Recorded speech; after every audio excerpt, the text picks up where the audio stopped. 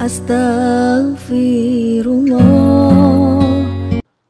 Bismillahirrahmanirrahim. Assalamualaikum warahmatullahi wabarakatuh.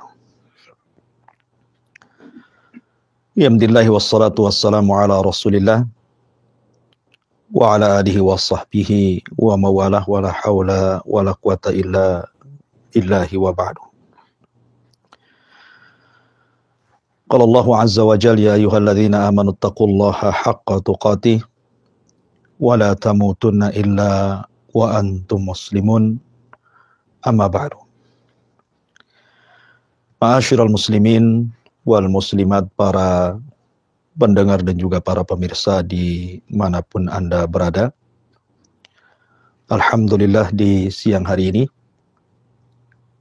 kita diperjumpakan oleh Allah Subhanahu wa ta'ala lewat media yang sama-sama kita cintai. Sebagaimana Allah Subhanahu wa ta'ala kumpulkan kita lewat media ini, semoga Allah juga kumpulkan kita kelak di surga Allah Jalla fi'ulah. Salawat dan salam kita hadiahkan kepada Rasul kita, Nabi besar Muhammad sallallahu alaihi wa ala alihi wasallam. Ma'asyiral muslimin yang dimuliakan Allah Subhanahu wa ta'ala, kita tahu bahwa asal penciptaan manusia dari tanah. Sebagaimana hadits yang sangat ma'ruf bahwa mereka tercipta dari cahaya, kemudian jin tercipta dari ujung nyala api, dan manusia tercipta dari tanah. Jadi asal penciptaan kita dari tanah, Adam alaihi salatu wassalam. Dan kelak kita akan dikembalikan ke dalam tanah. Makanya kita lihat orang-orang yang meninggal dunia, maka mereka akan dikubur. Dan mereka akan dimasukkan ke liang lahat di dalam tanah. Akan tetapi ada peristiwa di zaman Nabi Shallallahu Alaihi Wasallam, orang-orang yang meninggal tanah tidak mau menerimanya, sehingga setiap kali orang ini dikubur, maka tanah akan melemparnya kembali ke permukaan. Kenapa? Dan dosa apa dia sehingga bumi menolak dan tidak mau menerima jasadnya? Ma'asyiral muslimin yang dimuliakan Allah Azza wa Jalla, ada dua kisah yang ingin saya kisahkan, mudah-mudahan jadi ibrah, pelajaran bagi kita. Kisah ini terdapat dalam Sahih Muslim dan juga terdapat dalam Sahih Bukhari dari Anas bin Malik, khadimu Rasulillah sallallahu alaihi wa ala alihi wasallam. Ma'asyiral muslimin yang dimuliakan Allah Azza wa Jalla, an Anas bin Malik qala kana minna rajulun min bani Najjar qad qara'a al-Baqarata wal Imran wa kana yaktubu li Rasulillah sallallahu alaihi wasallam. Ada seseorang di antara kami, kata Anas, yang tergolong dalam suku Bani Najjar, dan dia membaca surah Al-Baqarah dan surah Al-Imran, bahkan hafal kedua surat ini dari Nabi sallallahu alaihi wasallam, dan dia pun menjadi sekretaris wahyu Nabi sallallahu alaihi wa ala alihi wasallam. Kemudian fantalaqa hariban hatta lahiqa bi ahlil kitab. Kemudian dia melarikan diri dan menjadi pemberontak bagi Nabi sallallahu alaihi wasallam, kemudian bergabung dengan ahli kitab. Kemudian farafa'uhu qalu hadza qad kana yaktubu li Muhammadin sallallahu alaihi wasallam fa'ajabu bihi fama labisa an qasama Allahu unuqahu fihim fahafaru lahu fawarauhu fa asbahatil ardu qad nabadathu ala wajhiha thumma adu fahafaru lahu fawarauhu fa asbahatil nabadathu ala wajhiha. Kemudian ketika dia bergabung menjadi pemberontak dan bergabung dengan ahli kitab, mereka memberikannya kedudukan sangat penting dan berkata, orang ini adalah orang yang biasa menyalin wahyu dari Muhammad dan mereka sangat senang dengannya. Maka berlalulah waktu sampai Allah membuat dia meninggal dunia. Mereka menggali kuburan, kemudian menguburkannya di dalamnya. Tetapi mereka terkejut karena bumi telah membuangnya ke permukaan. Kemudian mereka menggali kuburan cukup dalam kedua kalinya, tetapi bumi pun tetap mengembalikan dan membuang ke permukaan. Kemudian mereka pun sahabatnya bahwa jangan-jangan Muhammad dan para sahabat kemudian menggali kuburan ini, mengambil jasadnya kemudian melempar ke permukaan. Akhirnya kemudian mereka menggali ketiga kalinya dan galiannya cukup dalam sekali, tetapi sekali lagi bumi menolaknya dan mengembalikan jasadnya ke permukaan. Akhirnya mereka tahu bahwa ini bukan perbuatan Muhammad dan para sahabatnya. Mereka pun kemudian fatarakuhu mambudan. Akhirnya mereka membiarkan jasad itu tidak dikubur. Ma'asyiral muslimin yang dimuliakan Allah Azza wa Jalla. Ini kisah pertama. Jadi ada seorang laki-laki, dulunya seorang Nasrani, kemudian masuk Islam. Kemudian dia menghafal dua surat yang luar biasa, Al-Baqarah dan juga Al-Imran. Bukan hanya itu saja, karena dia pandai membaca dan menulis, maka dia pun menjadi sekretaris Nabi Sallallahu Alaihi Wasallam dan mencatat wahyu. Entah mengapa, tiba-tiba kemudian dia berbalik agama, kembali kepada agama semula. Dia pun menjadi Nasrani dan melakukan pemberontakan kepada Nabi dan para sahabat Nabi Sallallahu Alaihi Wasallam. Karena dia pernah menjadi orang penting, penulis wahyu bagi Nabi SAW, tentu dihormati oleh kawan-kawannya sesama ahli kitab. Maka diberikan kedudukan yang sangat penting karena dia mengetahui rahasia Rasul dan juga para sahabatnya. Akhirnya Allah Subhanahu wa taala takdirkan orang ini mati. Dan Nabi SAW berdoa agar bumi menolak jasad ini. Dan kita tahu bahwa doa Nabi SAW pasti mustajab. Apalagi dulunya dia seorang penulis wahyu. Kemudian dia berdusta bahwa Muhammad itu tahu apa-apa. Dia tahu kecuali apa yang ia tulis saja. Dia tidak paham bahwa wahyu itu dihafal Rasul. Allah letakkan di dadanya. Tapi dia mengaku di hadapan ahli kitab bahwa Muhammad la yadri illa ma katabtu. Dia tidak tahu apa-apa kecuali apa yang aku tulis saja. Dusta atas nama Nabi Sallallahu Alaihi Wasallam. Akhirnya kemudian Allah Subhanahu wa taala takdirkan dia pun meregang nyawa. Dia pun meninggal dunia. Maka teman-teman sesama ahli kitab menguburkan jasadnya. Subhanallah. Bumi menolak jasadnya. Setiap dikubur, jasadnya akan dilempar ke permukaan oleh bumi. Setiap dikubur, jasadnya dilempar ke permukaan ke bumi. Akhirnya sesama ahli kitab menyangka bahwa jangan-jangan ini siasat Muhammad dan juga para sahabat. Sengaja malam-malam mereka menggali, kemudian mengambil jasadnya dan melempar ke permukaan.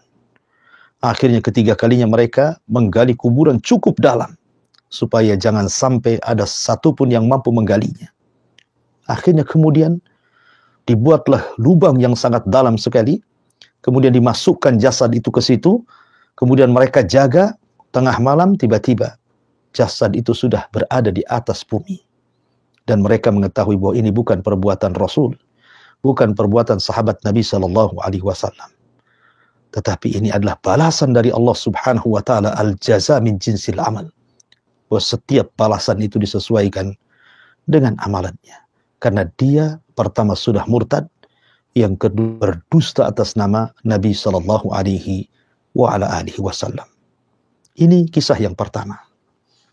Ma'asyiral muslimin yang dimuliakan Allah Subhanahu wa taala, kisah yang kedua, ketika Allah Subhanahu wa taala berfirman di dalam Al-Qur'anul Karim, di mana Allah Subhanahu wa taala mengatakan, "Amanu idza darabtum fi sabilillahi fatabayyanu wa la taqulu liman alqa ilaikumus salama lasta mu'mina tabtaghu aradal hayatid dunya fa indallahi maghanimu katsirah kadzalika kuntum min qablu famannallahu alaikum fatabayyanu innallaha kana bima ta'maluna khabira. Wahai orang-orang yang beriman, apabila kamu pergi berperang di jalan Allah, maka telitilah, carilah keterangan, dan janganlah kamu mengatakan kepada orang-orang yang mengucapkan salam kepadamu, kamu bukan seorang mukmin. Lalu kamu membunuhnya dengan maksud mencari harta benda kehidupan dunia, padahal di sisi Allah ada harta yang jauh lebih banyak dibandingkan yang lainnya. Begitu jugalah keadaan kamu dahulu, lalu Allah subhanahu wa ta'ala memberikan nikmat kepadamu. Dan Allah subhanahu wa ta'ala maha mengetahui apa yang kalian lakukan. Ma'asyiral muslimin yang dimuliakan Allah subhanahu wa ta'ala, ayat ini ada kisahnya. Dan Al-Imam Ahmad, Al-Imam Al-Baihaqi menyebutkan satu riwayat tentang asbab nuzul ayat ini. Dari Abdullah ibn Abi Hadrad radhiyallahu an, dia mengatakan, suatu ketika kami diutus oleh Nabi SAW dalam bentuk sariyah. Sariyah itu pasukan yang tidak diikuti Nabi SAW. Ketika itu Rasul memerintahkan beberapa orang untuk meneliti jalan, karena Rasul akan menyerang Mekah waktu itu dalam Fathu Mekah. Jadi Rasul meminta beberapa para sahabat untuk meneliti jalan. Kelak kalau pasukan itu berat, maka sudah jelas jalannya. Akhirnya kemudian berangkatlah sariyah ini sampai kepada tempat namanya Idham. Maka keluarlah beberapa kelompok dari kaum muslimin, di antaranya itu ada Abu Qatadah Al-Harith ibn Rib'i, kemudian ada Muhallim ibn Juthamah ibn Qais, dan yang lainnya. Lah, di antara sariyah itu ada namanya Al-Muhallib Al-Laythi. Al-Muhallib Al-Laythi. Muhallib Al-Laythi ini ikut dalam pasukan sariyah. Kemudian di perjalanan, ketika sampai di kabilah Idham, tiba-tiba kemudian lewat kepada seorang sahabat namanya Amir Al-Ashja'i radhiyallahu anhu yang sedang duduk-duduk bersama kambingnya. Lah rupanya Al-Muhallib Al-Laythi ini yang tergabung dalam sariyah pasukan yang diutus Rasul tanpa dipimpin Rasul, ada masalah pribadi dengan Amir Al-Ashja'i radhiyallahu anhu. Kemudian ketika rombongan ini lewat di Idham, kemudian berjumpa dengan Amir Al-Ashja'i. Amir Al-Ashja'i ini berusaha mengucapkan salam. Assalamualaikum. Tetapi Muhallib Al-Laythi dan juga rombongan yang ikut sariyah itu tidak menjawab salamnya siapa? Amir Al-Ashja'i ini. Karena tahu bahwa Muhallib Al-Laythi ada masalah dengan Amir Al-Ashja'i radhiyallahu anhu ini. Entah mengapa kemudian cekcoklah keduanya. Muhallib Al-Laythi ini dengan Amir Al-Ashja'i yang berakhir dengan pembunuhan. Muhallib Al-Laythi akhirnya membunuh Amir Al-Ashja'i. Bukan hanya itu saja, diambil untanya, kemudian diambil barang-barangnya. Kemudian mereka meneruskan tugasnya sampai akhirnya mereka pun pulang dan berjumpa dengan Nabi SAW.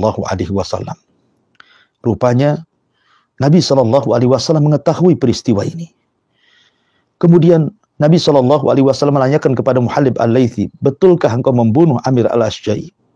Maka dia mengatakan, iya Rasul. Aku membunuhnya karena ini dan itu dan banyak alasan. Tapi Nabi SAW tahu bahwa Amir Al-Ashja'i dibunuh dengan cara zalim. Dia bukan karena ada masalah-masalah yang lain sehingga harus dibunuh. Sehingga Nabi SAW murka. Kemudian Nabi SAW sampai mengatakan, wallahi ma ghafarallahu lak, demi Allah, Allah tidak akan mengampuni dosamu. Walaupun riwayat yang tambahan ini ada yang melemahkan para ulama. Akan tetapi kemudian Nabi SAW pun memanggil keluarga Amir al-Ashja'i, suruh damai. Apakah harus ada qisas? Karena bagaimanapun dalam Islam, membunuh dibunuh. Ataukah membayar diat? Akhirnya kemudian sepakat, keluarga Amir al-Ashja'i minta bayar diat dengan membayar 100 ekor unta. Dikiranya setelah peristiwa diat ini, Nabi SAW tidak akan mempermasalahkan masalah ini. Sehingga Muhallib al-Aslami datang kepada Nabi SAW dan mengatakan, istaghfirli ya Rasulullah. Ya Rasulullah, aku minta ampun. Maafkan diriku. Maka Nabi SAW tetap murka dan mengatakan, idhab la ghafarallahu lak. Pergilah. Allah Subhanahu wa ta'ala tidak akan mengampuni dosamu. Ma'asyiral muslimin yang dimuliakan Allah Subhanahu wa ta'ala. Al-Imam At-Tabari rahimahullahu ta'ala, ketika memberikan catatan kepada kisah ini, ketika menjelaskan Al-Quran An-Nisa ayat 94 yang tadi saya baca, beliau mengatakan bahwa Muhallim Al-Laythi ini Allah Subhanahu wa ta'ala wafatkan di zaman Nabi SAW karena dia sudah membunuh. Allah Subhanahu wa ta'ala hendak memberikan hukuman kepada dia. Sehingga akhirnya ketika dia dikubur, tiba-tiba bumi melempar jasadnya kembali. Dikubur lagi, ternyata jasadnya sudah di atas permukaan bumi. Dan begitu seterusnya. Akhirnya terpaksa, dia pun fa'ulkiya baina jabalaini, dilempar di antara dua gunung, kemudian dilempari dengan batu. Dan begitulah cara menguburkannya. Sampai-sampai Nabi SAW mengatakan, annal arda la tuqbal man huwa asyarru minhu. Annal arda la taqbal man huwa asyarru minhu. Sesungguhnya bumi itu tidak menerima manusia yang jauh lebih buruk dibandingkan Muhallim al-Laythi ini. Walakin Allah arada an yuriyakum ayah fi qatlil mu'min. Tapi Allah Subhanahu wa ta'ala hendak memperlihatkan kepada kita tanda-tanda kebesarannya, bahwa membunuh seorang mukmin ini bukan perkara ringan. Ini perkara besar. Sehingga Allah Subhanahu wa ta'ala ingin memberikan pelajaran bagaimana bumi menolak jasadnya Muhallim al-Laythi ini karena dia telah membunuh seorang mukmin, Amir al-Ashja'i radhiyallahu anhu. Walaupun sekali lagi sebagian para ulama mengatakan ada sebagian riwayatnya fihi nadhar, tetapi ada juga sebagian riwayat yang dihasankan dan disahihkan oleh sebagian para ulama. Akan tetapi yang ingin saya katakan sebagai nasihat dalam mukaddimah kajian di siang hari ini, di sini ada 3 poin yang harus Anda hindari. Pertama, jangan sampai murtad. Lihat bagaimana kisah yang pertama. Yang kedua, jangan berdusta atas nama Nabi SAW. Karena Nabi SAW mengatakan, man kadzaba alayya muta'ammidan falyatabawwa maq'adahu minan nar. Barang siapa yang sengaja seseorang berdusta atas nama Nabi SAW, silahkan tempat duduknya di neraka. Kemudian yang terakhir, ingat darah seorang mukmin, darah seorang muslim itu sangat-sangat berharga dalam Islam.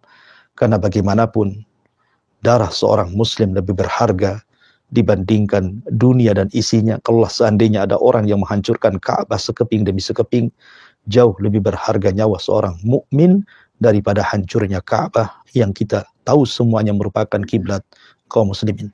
Wallahu a'lam bishawab. Ini yang saya sampaikan. Saya kembalikan kepada moderator, fal yatafaddal mashkura. Jazakallah khairan Ustaz atas nasihat yang disampaikan di awal ATKJ ini. Semoga menjadi pelajaran berharga bagi kita semuanya. Perhatian pemirsa kaum muslimin dan muslimat dimanapun Anda berada di seluruh dunia. Disilakan untuk Anda yang ingin bertanya, Anda bisa mengirimkan pertanyaan Anda ke 081 901 010 106. Baik Ustaz, saya bacakan pertanyaan pertama yang sudah masuk Ustaz. Dari Ibu Raden di Tanjung Uban. Assalamualaikum Ustaz. Waalaikumsalam warahmatullahi wabarakatuh. Membaca Al-Quran tetapi tidak paham panjang pendek huruf, apakah tetap mendapatkan kebaikan Ustaz? Iya, alhamdulillah. Apakah membaca Quran tanpa memperhatikan panjang pendeknya masih berpahala? Begitu pertanyaannya. kita katakan bahwa panjang pendek dalam membaca Quran itu berkaitan dengan ilmu tajwid. Dan hukum ilmu tajwid sendiri adalah mustahab, sunnah, bagi orang yang mampu mempelajarinya dan Allah mudahkan untuk mempelajarinya. Tetapi walaupun demikian, karena ini perkara sunnah tentu berpahala, maka saya anjurkan, walaupun Anda sekarang belum fasih membaca Quran, belum teliti panjang pendeknya, teruslah belajar.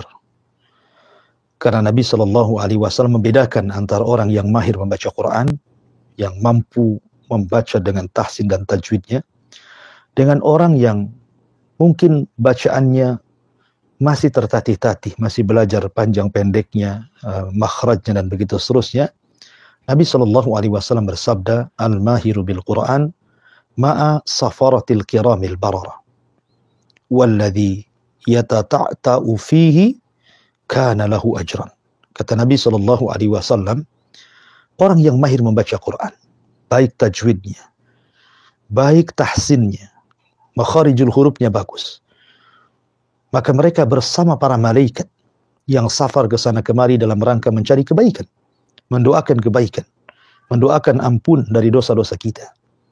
Tetapi orang-orang yang yata'ta mungkin kurang bagus panjang pendeknya, masih belajar, ya, tetap dia dapat 2 pahala. Tentunya pahala karena kesungguhannya dan pahala karena bacaannya. Oleh karena itulah maka teruslah belajar, karena Nabi yang mengatakan khairukum man ta'allama al-Quran wa 'allamahu, sebaik-baik kalian adalah orang yang belajar Quran dan mengajarkan Al-Quran. Wallahu a'lam. Syukran Ustaz atas penjelasannya. Demikian untuk penanya. Semoga bermanfaat apa yang sudah dijelaskan oleh Ustaz. Demikian juga untuk pendengar dan pemirsa yang lainnya. Baik, pertanyaan berikut datang dari Supriyadi di Tiban. Assalamualaikum Ustaz. Waalaikumsalam warahmatullahi wabarakatuh. Izin tanya Ustaz, jika kita lupa sholat isya dan baru ingat siang besoknya, apakah boleh kita sholat ketika ingat Ustaz? Iya, barang siapa yang lupa, kemudian tertidur, kemudian lewat dia beberapa sholat, apa yang harus dilakukan? Apakah kemudian sholatnya gugur, ataukah dia sholat ketika ingat? Ada sebuah hadis yang masyhur di kalangan ahli fikih. Nabi SAW mengatakan, idza nama ahadukum an salatin aw nasiyaha falyusalli idza dzakaraha. Kata Nabi SAW, barang siapa yang tertidur atau lupa sehingga dia meninggalkan beberapa waktu salat, maka hendaklah dia salat ketika ingatnya. Ketika ingatnya. Maka tidak ada kafarah, kata Rasulullah, kafarata laha illa dzalik. Tidak ada kafarah kecuali itu. Artinya ketika Anda tertidur umpamanya malam, kemudian bablas subuh gitu ya. Kemudian Anda bangun jam duha, berarti Anda lewat subuh gitu ya. Maka Anda langsung salat subuh. Sekalipun 2 waktu umpamanya Anda tertidur karena lelah letih setelah maghrib, tahu-tahu bangun di pagi hari jam 7 atau jam 8, otomatis kan 2 salat Anda terlewati itu, isya dan subuh. Ya, kata para ulama, ketika Anda bangun Anda salat isya, kemudian Anda salat subuh. Kata Nabi SAW, la kafarata laha illa dzalik. Tidak ada kafarah kecuali itu. Maka siapapun yang lupa ataupun tertidur karena sesuatu, kemudian dia meninggalkan sholat, maka sholatlah ketika terbangun, ataukah sholat ketika ingat. Wallahu a'lam. Jazakallah Ustaz atas penjelasannya, menjawab pertanyaan dari Bapak Supriyadi di Tiban ya. Semoga bisa dipahami apa yang sudah dijelaskan oleh Ustaz dan juga bermanfaat bagi kita semuanya. Baik, ada pertanyaan lagi nih sudah masuk dari Ibu Cici di Jaringan, Bogor Barat. Mungkin ke Bogor Barat, mungkin Jasinga ini. Ya, Assalamualaikum Ustaz. Waalaikumsalam. Afwan Ustaz, pertanyaan dari kawan. Apa hukumnya seorang istri tua menyuruh suaminya untuk menceraikan istri mudanya? Karena istri tua baru tahu suaminya menikah lagi. Ya, alhamdulillah. Bagaimana hukumnya istri tua memerintahkan suaminya menceraikan istri muda? Karena istri tua baru mengetahui bahwa suaminya menikah lagi tanpa sepengetahuannya. Kurang lebih pertanyaan seperti itu. Ya, alhamdulillah. Yang ingin saya nasihatkan kepada para suami dulu. Walaupun memang tidak ada syarat seorang suami itu menikah harus izin istri yang pertama. Akan tapi seorang laki-laki ketika hendak berpoligami, pertama hendaklah dia menyusun dulu program hidupnya. Karena ada orang yang tergesa-gesa berpoligami sementara ekonominya saja masih morat-marit, afwan, gitu ya. Sementara untuk menghidupi secara nafkah lahir istri pertama saja mungkin belum bisa, masih kekurangan gitu ya, apalagi punya anak-anak banyak. Kemudian juga mempersiapkan ilmunya, karena bagaimanapun menikah itu sebuah ibadah dan menikah itu sesuatu yang sakral, perlu ilmu. Sebab kalau orang tidak punya ilmu maka dia akan menabrak ke sana kemari, akan banyak kezaliman di sana dan di sini. Maka perlu ilmu untuk mempersiapkan hal itu. Kemudian juga kalau seandainya Allah Subhanahu wa taala takdirkan seperti yang di pertanyaan tadi, istri tua baru tahu bahwa suaminya menikah lagi. Pertama, ingatlah firman Allah Subhanahu wa taala. Wa ma kana lil mu'minin wala mu'minatin idza qadallahu wa rasuluhu amran an yakuna lahumul khiyaratu min amrihim. Tidak layak bagi seorang mukmin laki-laki atau seorang mukmin perempuan apabila Allah dan Rasulnya telah memutuskan sebuah perkara, ada kebingungan dalam urusan mereka. Tidak boleh. Artinya, ketika seorang mukmin atau mukminah sudah tahu bahwa hukum ini terdapat dalam Quran, terdapat dalam sunnah, maka jangan bimbang. Setiap perintah itu ada hikmahnya. Termasuk juga berpoligami. Dalam Islam ada. Allah mengatakan, fankihu al-ayyama minkum was-salihuna min ibadikum. Kemudian Allah Subhanahu wa taala mengatakan, mathna wa thulatha wa ruba fa in khiftum alla ta'dilu fawahidatan aw ma malakat aymanukum. Artinya bahwa ayat poligami ada dalam Quran. Dan perbuatan Nabi SAW juga demikian. Beliau memiliki istri 11, walaupun umatnya dibatasi dengan 4 saja. Artinya kita harus paham bahwa poligami ini hukum Islam. Ya, tidak boleh seseorang itu menolak. Ya. Kemudian yang kedua, seorang istri kalau sudah seperti itu maka serahkan kepada Allah Subhanahu wa taala. Tidak boleh Anda meminta suami menceraikan istri keduanya, karena ini sudah takdir. Allah sudah takdirkan suami Anda menikah lagi. Doakan terbaik. Apalagi kalau suami Anda ini secara finansial, secara harta bisa, ya kan? Secara kemampuan dia bisa berpoligami, membagi nafkahnya gitu ya. Apalagi kemudian ada perkara-perkara lain seperti umpamanya suami Anda ini besar syahwatnya yang Anda tidak bisa memberikan kebutuhannya, dikhawatirkan dia berzina umpamanya gitu. Atau mungkin perkara lain Anda tidak punya anak, biar suami punya anak, punya keturunan. Karena bagaimanapun salah satu daripada hikmah pernikahan adalah memperbanyak keturunan. Atau alasan yang lain gitu ya. Kalau memang ada sisi-sisi suami sudah sanggup, maka terimalah. Doakan terbaik. Ya, karena itu sudah takdir Allah Subhanahu wa taala. Anda tidak boleh memerintahkan untuk menceraikannya. Ya.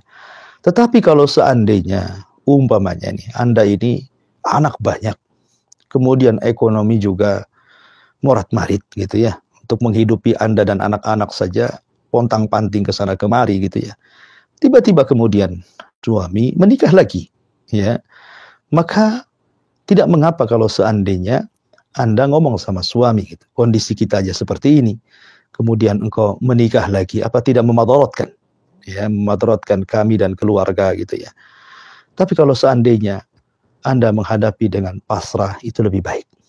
Berdoalah terbaik untuk suami, nasihati suami gitu ya. Kalau memang itu sudah terjadi, apalah yang harus dikatakan, karena sudah terjadi ini takdir Allah Subhanahu wa ta'ala. Insyaallah di balik ini semua ada hikmah dan kebaikan. Wallahu a'lam bishawab. Syukran Ustaz atas penjelasannya. Demikian untuk penanya di Bogor Barat ya. Semoga bermanfaat apa yang sudah dijelaskan oleh Ustaz. Baik, pertanyaan yang berikut datang dari Ibu Dena. Assalamualaikum Ustaz. Waalaikumsalam. Ustaz, bagaimana bertobat dari sumpah? Ada sahabat Ana mengeluh suatu ketika dia marah kepada menantunya. Dia berkata kepada menantunya dan anaknya tidak akan bisa punya anak. Takdir Allah sampai hari ini sudah lebih dari 6 tahun belum punya anak juga. Bagaimana cara dia bertobat dari kata-kata seperti itu, Ustaz? Mohon pencerahan. Ya, alhamdulillah. Adapun kafarah sumpah sendiri, sebenarnya dalam Al-Quran sudah jelas. Allah mengatakan, la yu'akhidukumullahu billagwi fi aimanikum, walakin yu'akhidukum bima aqadtumul aiman, fakaffaratuhu it'am asyrati miskin min awsati ma tut'imuna ahlikum, au kiswatuhum au tahriru raqabatin, faman lam yajid fasiyamu thalathati ayyam. Artinya bahwa ayat tentang kafarah sumpah jelas, seseorang memberikan makanan atau memberikan pakaian kepada 10 fakir miskin, ya kan? Atau kalau memang seseorang sanggup memerdekakan budak, ya memerdekakan budak gitu ya. Tapi mungkin perbudakan di zaman sekarang mungkin agak sulit gitu ya. Tetapi memberi makan atau memberikan pakaian kepada 10 fakir miskin kan memungkinkan. Kalau tidak sanggup maka berpuasa 3 hari berturut-turut seperti itu. Tetapi apakah kemudian kasus yang tadi Anda sampaikan kepada kami tentang Anda mengutuk saudaranya gitu ya? Saudaranya betul? Iya, mengutuk menantunya, gitu, berarti anaknya sendiri ya. Orang tua mengutuk anaknya sendiri sebenarnya. Menantunya kan bagian daripada anaknya gitu ya. Karena marahnya orang tua, akhirnya kemudian dikutuk anaknya dengan sumpah serapah gitu, bahwa kau tidak akan punya anak gitu ya. Pertama, Anda bertobat kepada Allah Azza wa Jalla. Orang tua tidak boleh mengeluarkan kata-kata yang tidak baik untuk anaknya. Karena bagaimanapun terkadang menjadi doa. Apabila Anda kemudian mengucapkan kalimat buruk kepada anak Anda diaminkan para malaikat, apa yang terjadi? Ya, dan sekarang Anda sudah menyesal. Ternyata sumpah serapah Anda ini rupanya menjadi sebuah kenyataan. Sudah 6 tahun anak Anda tidak punya anak gara-gara Anda mengutuk seperti itu. Maka nasihat saya pertama bertobat kepada Allah Subhanahu wa ta'ala. Kemudian cabutlah sumpah serapah itu dengan cara memberi makan 10 fakir miskin atau memberikan pakaian terbaik kepada mereka, atau puasa 3 hari berturut-turut, itu sebagai kafarah sumpahnya gitu ya. Kemudian berbaik sangkalah dengan anak. Hubungan baik kembali rapatkan dengan anak. Karena tentu Anda mengatakan seperti itu kan karena kemarahan orang tua kepada anak. Dan bagi anak-anak tentu harus hati-hati muamalah dengan orang tua. Karena bagaimanapun muamalah dengan orang tua, kalau tidak hati-hati, orang tua itu bisa mengucapkan kata-kata kasar, buruk yang menjadikan doa keburukan bagi anaknya. Intinya bahwa cobalah hubungan baik direkatkan kembali antara orang tua dan anak, atau anak dengan orang tua, saling memaafkan. Ya, kemudian berdoalah kepada Allah Subhanahu wa ta'ala agar Allah memberikan keturunan kepada Anda semuanya. Dan tidak ada yang mustahil bagi Allah Azza wa Jalla. Kalau Allah mentakdirkan, pasti Allah akan berikan keturunan. Kalau belum, maka bersabarlah. Karena bagaimanapun orang yang tidak punya anak terkadang Allah sedang uji. Tapi berapa banyak orang yang bertahun tidak punya anak, tiba-tiba kemudian Allah berikan keturunan. Dan itu juga ada sejarahnya, seperti Nabi Ibrahim sudah lama menikah, ya sudah tua pun, tapi dengan doa yang tidak berhenti akhirnya kemudian punya anak. Kemudian Nabi Zakaria dengan doa yang tidak berhenti terus meminta kepada Allah Azza wa Jalla, akhirnya juga punya keturunan. Maka berdoalah kepada Allah Subhanahu wa Ta'ala dan jaga lisan, jangan sampai kemudian mudah mengucapkan sumpah serapah. Wallahu a'lam. Syukur Ustaz atas penjelasannya. Baik Ustaz, ada pertanyaan lagi yang masuk dari Bapak Ishak di Singapura, Ustaz. Assalamualaikum Ustaz. Waalaikumsalam. Semoga Allah senantiasa memberikan hidayah dan taufik kepada antum semua. Amin. Anak Ishak dari Singapura, soalan Ana, apakah jika hamba Allah itu berdosa dan kembali bertaubat berkali-kali, adakah Allah tidak membenarkan hambanya itu karena tidak istiqomah, Ustaz? Mohon pencerahannya. Iya, alhamdulillah. Alhamdulillah, rahmat Allah Subhanahu wa Ta'ala kepada hamba yang berdosa kemudian melakukan dosa lagi, bertobat, melakukan dosa lagi, bertobat, dan begitu seterusnya. Allah tidak pernah menutup pintu tobatnya. Allah tidak pernah menutup pintu tobatnya. Karena bukan syarat tobat itu tidak boleh mengulang dosa, mustahil. Manusia tidak mungkin mengulang dosa. Tidak mengulang dosa yang sama, dia akan mengulang dosa yang lain. Itulah sifat manusia. Karena dalam badan kita itu ada sesuatu yang wajib bermaksiat. Seperti apa? Mata memandang yang haram, telinga mendengar yang haram, hidung mencium yang haram, terkadang lisan mengucapkan kalimat yang haram, hati juga sama, tangan juga sama, kaki. Ada hal yang tidak mungkin kita hindari. Bahwa kita akan berbuat dosa. Tetapi kan sebaik-baik orang yang berbuat dosa itu adalah bertobat. Karena Rasul yang mengatakan, kullu bani Adam khatta'un wa khairul khatta'ina tawwabun. Setiap anak Adam itu pasti melakukan kesalahan. Tetapi sebaik-baik orang yang melakukan kesalahan kan bertobat kepada Allah Subhanahu wa Ta'ala. Karena innallaha yuhibbu tawwabina wa yuhibbul mutatahhirin. Allah itu suka dengan orang yang tobat. Dan tidak mungkin orang bertobat kecuali harus berbuat salah.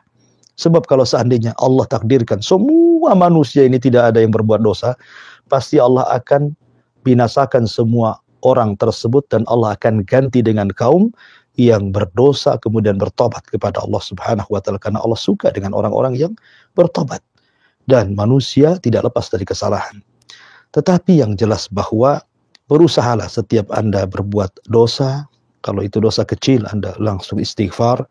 Kalau itu dosa besar, maka cepatlah taubatan nasuha dengan mengakui bahwa dosa itu adalah perbuatan dia. Ya, kemudian dan dia juga berjanji untuk tidak melakukannya, dan kemudian juga dia mengikuti perbuatan dosanya dengan kebaikan itu. Ya, karena bagaimanapun Rasul yang mengatakan wa'at bi sayyi'atal hasanata tamhuha, ikutilah perbuatan buruk dengan kebaikan, pasti akan kebaikan itu akan menghapuskannya. Dan teruslah istiqomah. Ya, istiqomah. Jadi kalau suatu ketika tergelincir lagi, bertobat lagi. Tergelincir lagi, bertobat lagi. Seperti itulah sebaik-baik seorang hamba Allah Subhanahu wa Ta'ala. Karena kita tidak lepas daripada perbuatan dosa. Tetapi di antara rahmat Allah Subhanahu wa Ta'ala, kasih sayang Allah kepada kita, Allah tidak pernah menutup pintu taubatnya. Wallahu a'lam. Jazakallah khair Ustaz atas penjelasannya. Demikian penanya di Singapura. Semoga bisa memahami apa yang sudah dijelaskan oleh Ustaz. Baik Ustaz, satu pertanyaan terakhir Ustaz. Datang dari penanya di Lumajang, Jawa Timur, dari Ibu Siti Masudas. Ibu Siti Masudah. Bismillah, saya mau tanya Ustaz, afdol yang mana nih Ustaz? Mengaminkan doa yang panjang lebar yang kita tidak paham artinya, tidak tahu artinya, biasanya setelah selesai sholat jamaah. Ataukah kita berdoa sendiri pendek tapi paham maksudnya? Demikian Ustaz, jazakumullahu khairan. Ya, alhamdulillah. Doa itu ada dua. Pertama, doa yang disebut dengan doa ibadah. Doa ibadah itu maksudnya doa rutinitas. Anda masuk kamar mandi, berdoa. Anda keluar kamar mandi, berdoa. Anda sebelum tidur berdoa. Setelah tidur berdoa, setelah azan berdoa, setelah sholat wajib berdoa. Itu namanya doa rutinitas yang dibaca itu saja. Ya, itu saja. Habis sholat itu juga yang dibaca. Sebelum tidur itu juga yang dibaca. Ya, doa sebelum makan itu juga. Sesuatu yang rutin dibaca maka disebut doa ibadah. Ya, doa rutinitas namanya kan, itu yang dibaca. Yang kedua ada doa masalah.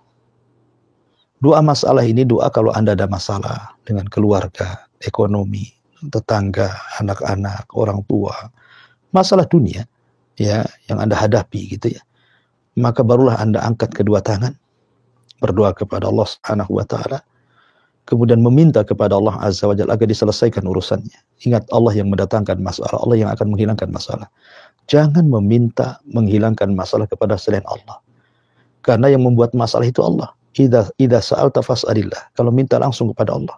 Wa idza sta'anta fasta'in billah. Kalau minta pertolongan, mintalah pertolongan kepada Allah Azza wa Jalla. Karena kita harus yakin Allah yang membuat masalah, Allah juga yang akan mengangkatnya.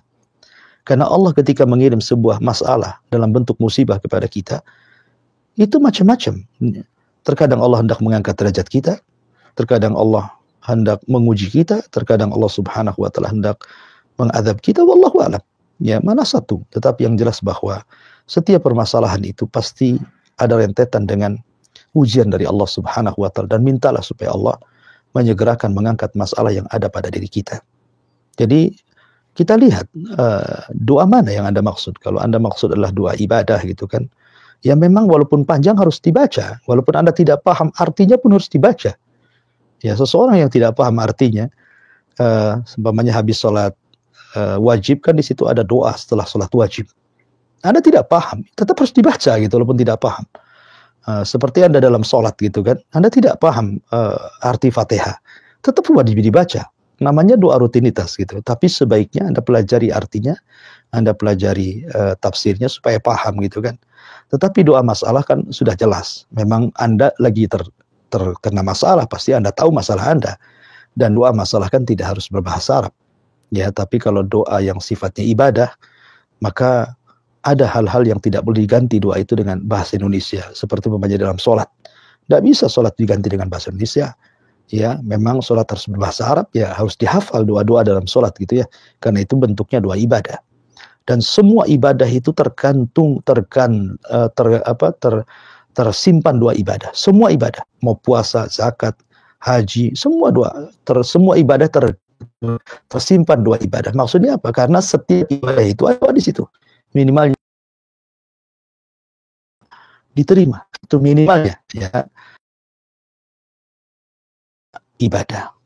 Beda dengan doa masalah. Doa masalah itu kan kalau ada masalah gitu ya. Adapun terkait dengan pertanyaan tadi, mana yang harus diaminkan gitu ya. Mana harus diaminkan? Ya, dua-duanya pun kalau perkara-perkara yang harus dibacakan amin di situ kita aminkan. Kalau ada tempat-tempat yang tidak dianjurkan untuk diaminkan, ya tidak perlu diaminkan gitu. Kalau doa masalah itu kan kita yang berdoa. Kita yang berdoa, kita pula yang mengaminkan gitu ya. Tapi kalau orang lain yang berdoa, lihat tempat-tempatnya. Ada tempat-tempat yang memang kita disuruh mengaminkan, ada tempat-tempat yang tidak disyariatkan untuk diaminkan. Wallahu a'lam. Jazakallah khairan atas penjelasannya, menjawab pertanyaan dari penanya di Lumajang. Semoga bisa dipahami baik oleh penanya juga bagi pendengar dan pemirsa yang lainnya. Kaum muslimin dan muslimat di manapun Anda berada di seluruh dunia. Di penghujung program ATKJ Anda Tanya Kami Jawab, kembali kita akan mendengarkan lagi nasihat penutup untuk program ini. Fantastis. Iya, bismillahirrahmanirrahim. Salatu wassalamu ala rasulillah amma ba'du. Kalau di awal tadi kita menceritakan tentang beberapa orang di zaman Rasul yang bumi menolaknya. Sekarang kita akan bercerita kebalikannya. Bumi justru melindungi jasad ini. Ada seorang sahabat namanya Asim ibn Thabit radhiyallahu anhu. Asim ibn Thabit radhiyallahu anhu. Dia terlibat dalam peperangan kali bersama Rasul. Perang yang luar biasa. Pertama perang Badar. Yang kedua perang Uhud. Dan dia terkenal keberaniannya. Dan dia orang yang termasuk yang istiqomah dalam perang Uhud ketika kaum muslimin banyak berlarian gara-gara isu kematian Shallallahu Alaihi Wasallam yang disebar orang-orang musyrik. Karena ketika itu Ibnu Alqamah berhasil membunuh Mus'ab ibn Umar, seorang sahabat Nabi. Sementara Mus'ab bin Umar itu wajahnya mirip dengan Nabi. Sehingga ketika Mus'ab bin Umar terbunuh oleh Ibnu Alqamah ini, disangkanya Nabi terbunuh. Padahal yang terbunuh adalah Mus'ab ibn Umar. Tersebarlah berita hoax, Nabi terbunuh. Sehingga banyak para sahabat yang tunggang langgang. Nah, salah satu sahabat yang tidak lari dan tetap dalam peperangan adalah Asim ibn Thabit. Ya. Jadi suatu ketika Nabi Shallallahu Alaihi Wasallam kedatangan beberapa rombongan kabilah meminta kepada Nabi Shallallahu Alaihi Wasallam agar Nabi mengirim kepada mereka para hufadzul Quran, para penghafal Quran. Ya, ada yang mengatakan bahwa dua kabilah namanya Idhal dan Qarah. Ada dua kabilah namanya kabilah Idhal dan yang kedua kabilah Qarah. Dua kabilah ini minta kepada Rasul diutus kepada mereka para penghafal Quran. Maka Nabi SAW mengutus kepada mereka beberapa para sahabat pakar-pakar Quran. Di antaranya Marsad ibn Abi Marsab, kemudian Hamzah ibn Abdul Muttalib, kemudian di antaranya adalah Asim ibn Thabit yang kita akan kisahkan. Ini di antara sahabat-sahabat yang dikirim Nabi SAW. Ada yang mengatakan 10 orang yang dikirim itu, tetapi Allah takdirkan semua dibunuh, dikhianati. Jadi sahabat-sahabat ini dikhianati. Jadi kabilah ini bukan hendak mendatangkan para penghafal Quran, tetapi sengaja hendak membunuh para sahabat. Maka semua mati. Termasuk Khubayb ibn Adi yang kisahnya sangat ma'rufun, selamat tetapi kemudian tertangkap dan dijual, akhirnya dibunuh juga. Lah, salah satunya ada seorang wanita yang dendam dengan Asim ibn Thabit ini, gara-gara Asim ibn Thabit ini banyak membunuh keluarganya di perang Uhud. Dan wanita jahat ini mengatakan kepada kabilah yang menangkap Asim ibn Thabit dan membunuhnya, aku beli jasadnya, aku akan mutilasi dia. Aku akan beli jasadnya, aku akan mutilasi karena aku dendam dia kepada dia karena sudah membunuh banyak keluargaku, katanya. Subhanallah. Maka orang-orang ini mengatakan jasadnya ada di kebun, di hutan. Ketika hendak diambil jasadnya, tiba-tiba tawon datang dari mana-mana, lebah datang dari mana-mana mengerubungi jasad Asim bin Thabit ini, sehingga mereka tidak berani mengambilnya, dekat pun tidak berani. Akhirnya mereka pun menanti, boleh jadi mungkin lebah itu akan hilang di malam hari. Ketika mereka melihat di malam hari, lebah masih banyak di situ. Seolah-olah Allah Subhanahu wa Ta'ala lebah menjaga jasadnya Asim bin Thabit. Kemudian mereka pun menanti keesokan harinya. Subhanallah. Tiba-tiba keesokan harinya terjadi banjir lumpur. Kemudian banjir lumpur ini menyelamatkan jasadnya Asim sehingga akhirnya terpendam bumi. Dan orang-orang tidak mengetahui di mana jasadnya. Lihat bagaimana Allah Subhanahu wa Ta'ala melindungi jasad Asim bin Thabit sehingga tidak jadi dimutilasi oleh wanita musyrikah yang dendam kepada Asim ibn Thabit radhiyallahu anhu. Lihat, ada orang-orang yang ditolak bumi, tapi ada juga orang-orang yang justru bumi melindunginya. Maka kita berdoa kepada Allah Subhanahu wa Ta'ala jangan sampai bumi menolak kita. Dan sebaliknya kita berdoa agar Allah Subhanahu wa Ta'ala melindungi kita dan bumi menerima jasad kita sebagai manusia yang husnul khatimah. Amin ya rabbal alamin. Wallahu alam. Saya kembalikan ke moderator, falyatafaddal mashkura. Barakallahu fikum wa jazakallahu khairan atas ilmu yang sudah disampaikan dalam program